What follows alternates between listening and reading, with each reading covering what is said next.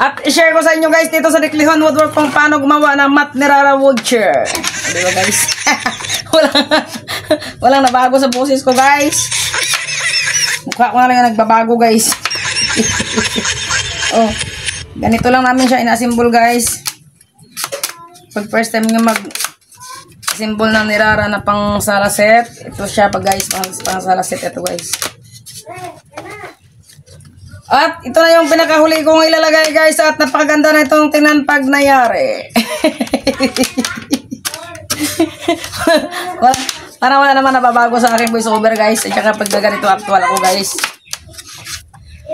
At pagkatapos ng mahabi at ma-assemble ng ganito guys ay pwede na itong isalpak sa kanyang mga frame.